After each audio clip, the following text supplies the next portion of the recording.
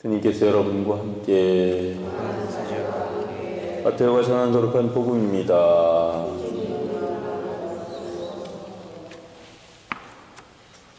그때 예수님께서 제자들에게 말씀하셨다. 아무도 두 주인을 섬길 수 없다. 한쪽은 미워하고 다른 쪽은 사랑하며 한쪽은 떠받들고 다른 쪽은 없인 여기게 된다. 너희는 하느님과 재물을 함께 섬길 수 없다. 그러므로 내가 너희에게 말한다. 목숨을 부지하려고 무엇을 먹을까, 무엇을 마실까, 또 몸을 보호하려고 무엇을 입을까 걱정하지 마라. 목숨이 음식보다 소중하고 몸이 옷보다 소중하지 않느냐. 하늘의 새들을 눈여겨보아라.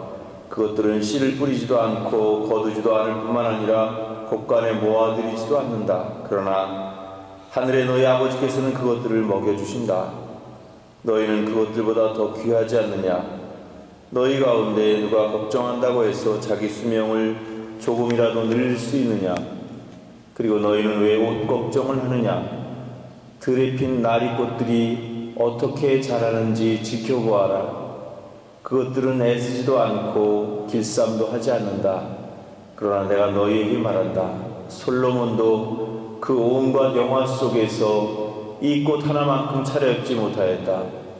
오늘 서 있다가도 내일이면 아궁이에 던져질 들풀까지 하느님께서 이처럼 입히시거늘 너희야 훨씬 더 잘 입히시지 않겠느냐. 이 믿음이 약한 자들아, 그러므로 너희는 무엇을 먹을까, 무엇을 마실까, 무엇을 차려입을까 하며 걱정하지 마라. 이런 것들은 모두 다른 민족들이 애써 찾는 것이다. 하늘의 너희 아버지께서는 이 모든 것이 너희에게 필요함을 아신다. 너희는 먼저 하느님의 나라와 그분의 의로움을 찾아라. 그러면 이 모든 것도 곁들여 받게 될 것이다. 그러므로 내일을 걱정하지 마라. 내일 걱정은 내일이 할 것이다. 그날 고생은 그날로 충분하다.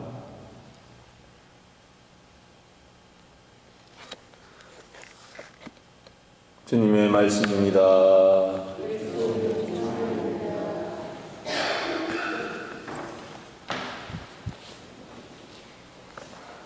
며칠 전에 들은 이야기인데, 제 후배 중에서 한 신부가 지금 춘천에서 또 성당을 짓고 있는데,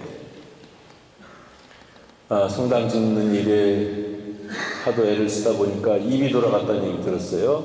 그래서 참 마음이 안 됐다 그런 생각이 들었는데, 아마도 성전을 지으려고 하다 보니까 우선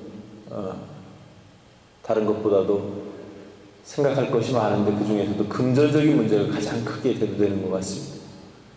대략 그 성당이 한 40억 정도 들어가는데 지금 뭐 그 반절밖에 안 돼 있고, 지금 성전 완공은 몇 달, 한 3개월 정도, 2, 3개월 정도 후면 완공이 되는데 돈은 준비가 되어 있지 않고, 그러다 보니까 이 젊은 신부가 서울로 어디로 이렇게 다니면서 2차 모금을 하고 이렇게 다니는 것 같아요. 근데 그런 일들이 육체적으로도 피곤하지만 무엇보다도 정신적으로 굉장히 피곤합니다. 그래서 그렇게 무리를 하다 보니까 입이 돌아갔다는 것 같습니다. 그래서 참 옛날 생각이 나면서 참 너무 안 된 그런 마음을 가지고 또 염려스러운 마음을 가지고 있는데, 저도 사실 성전을 지을 때 처음 시작할 때 한 7억이라는 돈을 갖고 시작을 했어요. 근데 마칠 때는 무려 43억이라는 돈이 들어서 그 성전이 완공이 되었는데, 그 과정 속에서 물론 저도 여러 가지 성전이 제대로 잘 지어질까, 공사는 제대로 진행이 될까, 여러 가지 걱정하고 그런 것도 많았지만, 무엇보다도 제일 중요한 것은 과연 돈이 거칠까, 그런 것들 많이 걱정했던 적이 있습니다.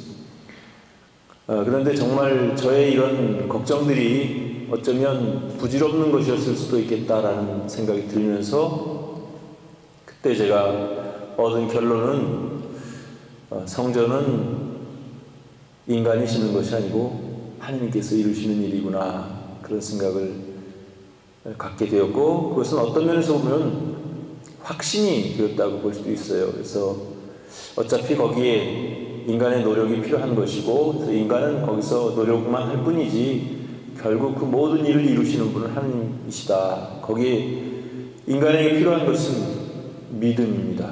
끊임없는 믿음. 오늘 복음을 읽으면서 그런 생각을 했습니다.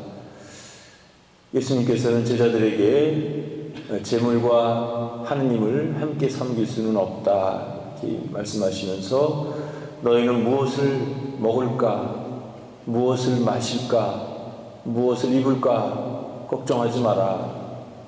하늘을 나는 새들을 봐라. 그들은 씨도 뿌리지 않고 거두어들이지도 않지만 하느님께서도 그들을 먹이시고, 저 들의 들풀을 보아라. 그들은 길쌈도 하지 않지만 어떤 옷보다도 화려한 옷을 입고, 솔로몬이 아무리 옷을 잘 입었다 하더라도 그 들풀 한 송이만도 못했다. 그러니까 너희는 무엇을 먹을까, 무엇을 입을까, 무엇을 마실까 걱정하지 말아라. 이 모든 것은 이미 하나님께서 알고 계시고, 그래서 이 모든 것을 걱정하지 않아도 채워주실 것이다, 이렇게 말씀을 해주십니다. 사실 걱정 안 했으면 좋겠죠. 근데 인간적으로 당장 눈앞에 어떤 걱정거리가 생기면 그것을 극복하기가 참 힘듭니다. 지금 당장 내 눈앞에 내 발등에 불이 떨어졌고 내가 내일 당장 먹을 뗄거리가 없는데 걱정 안 하고 무사태평을 하나님께서 다 해주시겠지, 그런 마음을 갖고 살 수 있을까? 제 경험으로는 참 그건 불가능한 일이라는 생각을 해봅니다. 왜냐하면 우리는 인간이고 또 더군다나 우리의 믿음이 너무나 부족하기 때문이 아닌가, 그런 생각을 해봅니다. 그래서 예수님께서도 이 믿음이 약한 자들아, 그렇게 말씀하셨던 것 같아요. 우리가 하나님께서 설마 자기 자식을 굶기시겠냐, 또 자기 자식을 헐벗게 하시겠냐, 그런 확신, 또 어떤 면에서 보면은 그런 인간적인 것들 너머로 그 이상으로 하나님께 대한 신뢰가, 또 그 믿음이 성장했을 때 사실은 그 모든 것들은 시간이 지나면 저절로 주님께서 선물로 주시는 것이라는 사실을 우리가 깨달았으면 좋겠습니다. 그래서 여러분들이 지금 당장 눈앞에 있는 어떤 걱정, 근심, 그런 모든 것들을 하나님께 봉헌하고 하나님께 다 맡겼습니다. 이제 인간적으로 제가 할 수 있는 일은 다 하겠지만 그 나머지 일은 하나님 당신께서 다 해결해 주십시오.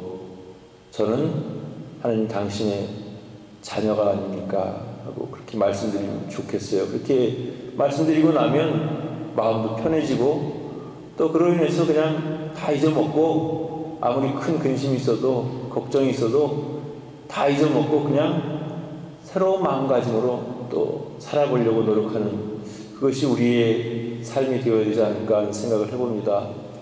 저 개인적으로도 지금 여전히 여러 가지 근심 걱정과 또 계획과 생각하는 것들이 많이 있지만, 그래도 저는 분명히 믿습니다. 그 모든 것들은 내가 믿음이 약하기 때문에 아직도 부질없이 걱정하는 것이지, 시간이 지나고 나면 하나님께서 그 모든 일을 내가 계획하고 내가 생각했던 것보다 훨씬 더 잘 이루어 주실 거라는 그런 믿음이 있습니다. 그래서 여러분들도 마찬가지로 여러분들 앞에 어떤 걱정과 근심, 또 어떤 난관과 어떤 시련이 있는지는 모르지만 그 모든 것을 하나님께 맡기고 오직 하나님을 향해서 나아갈 수 있는 그런 믿음의 자녀가 될 수 있었으면 좋겠습니다.